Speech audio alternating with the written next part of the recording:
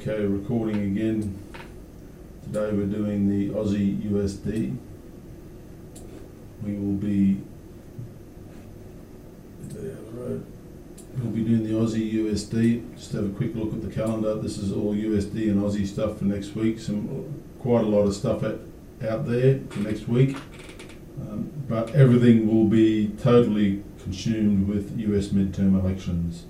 Whichever direction that goes will just put us in a direction or another. A continued Trumpy, if Trumpy does well, the US dollar should do well. If the other guys do gain, if the Democrats gain some seats that they need to gain the control of the lower house, then the USD is likely to weaken, and that weakness may continue for some time because of all the bad stuff that'll be coming out of there as they try to do all sorts of things to get into Trumpy. The RBA statement, look, they're going to say the same thing they have been. There won't be no interest rate change, and they'll continue to say the same thing. The only thing that's going to change them with what they'll be saying in their statement is a housing crash. Now, the housing market is correcting, but it's not crashing, and that's what they'll be looking at. And there's no sign of that yet. Like I say, the housing pricing and sales and all sorts of stuff is going down, but it's not crashing. So what is happening is what they meant to happen when APRA changed their rules for lending money. So they're doing what it's supposed to do. You have a boom, then you can have it was a bubble. The bubble can burst or it can deflate. At the moment, it's deflating. So if this does that, they're happy with it. So there won't be any change there. What else is there? Construction here, same thing. Monetary policy could be big, but that's Friday. At the start of, okay, what's it, 6 o'clock Friday, so that's actually their Thursday. So, but that'll give us direction for next week, really. This interest rate decision, they're not going to lift this month. They're probably going to raise in December. They're not raising in November.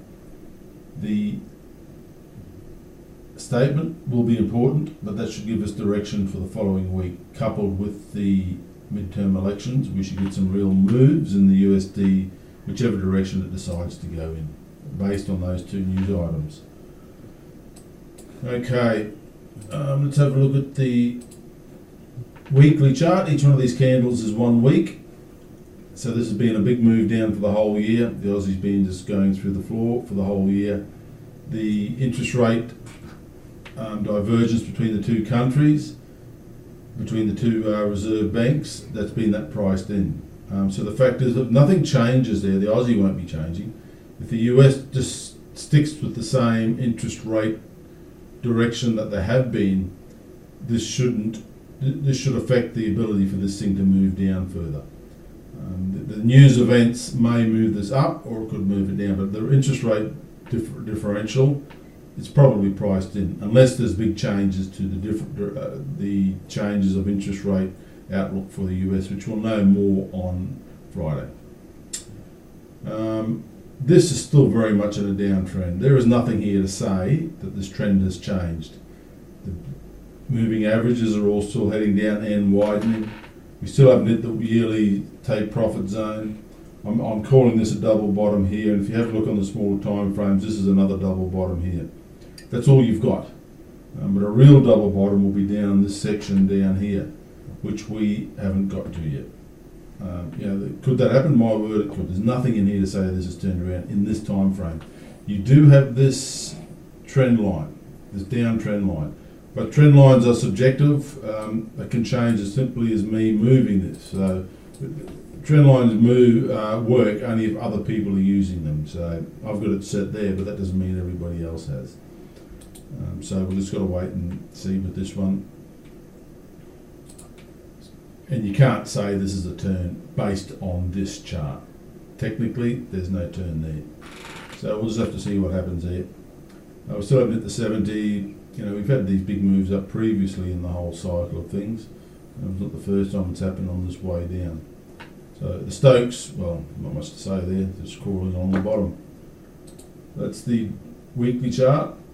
This one here is the daily chart on the monthly pivots. Put some weeklies in there as well, but anyway, maybe I should get rid of them because I don't read. I can use the other chart for them ones. This is weeklies.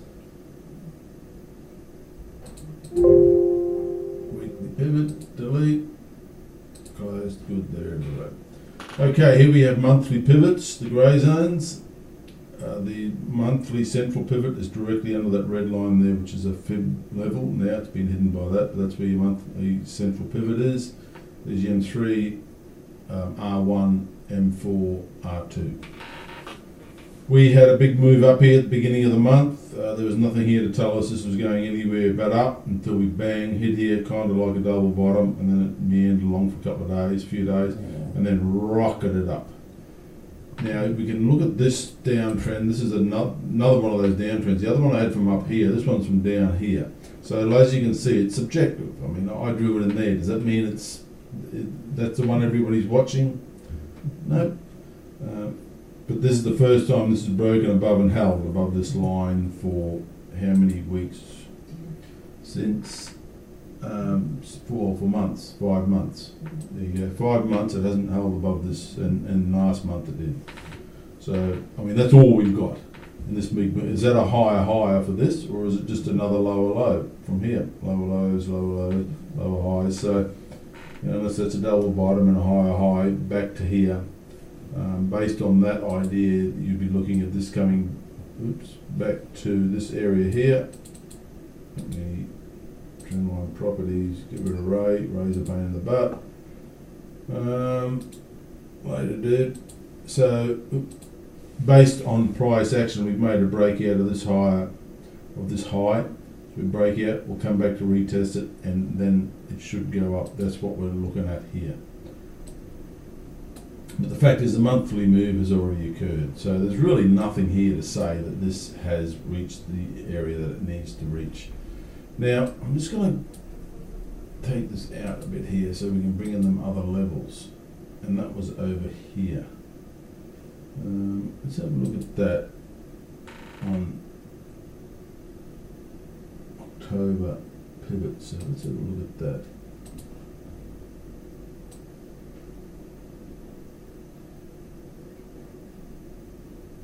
So that's a level there, which is in this month, October's pivot area. I mean, this could, what else? One of the pairs did that last week. Oil did this. It went up to here very early in the month, took out the M4, and then did the full round trip all the way down to the M1 or below. So this section here, and that would be a true double bottom off of these levels here. Come back down, back here, and then a double bottom here. So, you know, I'm not saying that will happen, but it certainly could. Because like I say, I mean, what's bullish about that chart? There is nothing bullish about that chart. It's all bears. Your MAs, just like on the other chart, all the MAs were pointing down. That's right, I spoke about that. All those MAs are pointing down. There's nothing bearish and bullish on that. Everything's bearish. So could this be the start of something? All depends on the midterms, which will be occurring, and we'll be getting the details of that Wednesday morning-ish. The election's on Tuesday, but you know, here in Australia we'll be getting the results on Wednesday morning. So that's the daily chart. Not much else to say on that one. Like I say, the stakes are they're in the middle there, so they're neutral at the end of the day.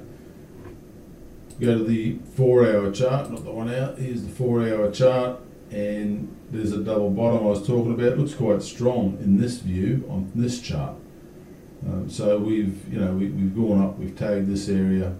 Now this move here up to the 786 suggests another move down for another double bottom, for another bottom. That's what that's saying, which is quite possible. It could tie in with what I was saying before. Other than that, a move down to here is quite possible as well. That's down to the 1382.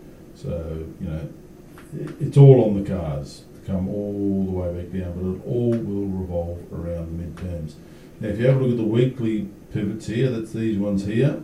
So that dotted black line there is the weekly central pivot. This is this line here. I'll get rid of this fib study because it's too many lines, isn't it? There we go. This, and this is, look, how's this for last week's bullish trade plan? Now works treat, went up to here, went down to this level, dump, and up she went, all the way up to there. It fell a few pips short, but not much. 542, well, 9 pips short. There you go, that was 9 pips short of my target. So that one worked a treat, be happy with that one. But, and I was in that times too, and I took profit once it got up to this area. But in the meantime, she's come back down. So, you know, I would look to get into this, but with the high risk activity going on next week with the Fed and the midterm elections, you just, what do you do, sit on the sidelines and wait for a direction to come to play. Stakes on this one, way oversold, starting to head down, so, you know, but that doesn't mean anything other than we're looking at another cycle which could take us back down to here. Based on that, what's it still doing there? I've got to get rid of that. There, it's a bit clearer. Now I'll go down to the 1 hour now, and here's the 1 hour.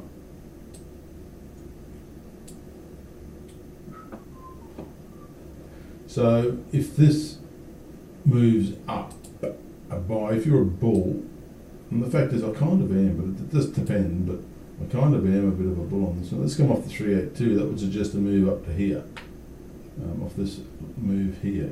It could easily just start moving up there and take that out very early in the week. I mean, we're talking Wednesday night for the midterm, so by Monday, Tuesday, we could easily be up there, but that remains to be seen. And the buy zone in here, well, weekly buy zone is here, this area here. Well, there you go, it's right in the Fibonacci buy zone as well, right in the middle of that. So, you know, around here, around this level here, all pretty much there, not far off it right now. So you need to come down a little bit down to this level. So that's 71240 to 71688, so 717. So that's your buy zone if you're a bull. And I kind of am a bull on this, but it depends on the midterms. Anything could happen there. If the Democrats take control of the lower house, the USD is likely to weaken, especially going forward. Much as I hate that term going forward, but if looking ahead, if the Democrats get control of the bottom house, lower house, in the US House of Reps, then this dollar is likely to weaken, which means this chart is likely to rise up. Because if the RBA don't change their tune, then everything they've said is already priced in. It all comes down to the midterms. It also comes down to the monetary policy statement at the end of the week. So that's my plan for this. I'm kind of bullish, but I'm going to wait for some bit of news out of all this other stuff. I mean, like I said, even if it moves up early in the week, off this move back to the 382 and then up. So by Tuesday or something, it's up here. It's likely to start moving back quite strongly. Because people are going to jump out when it gets close to it, because the volatility is like to increase significantly around that time, around the midterm elections.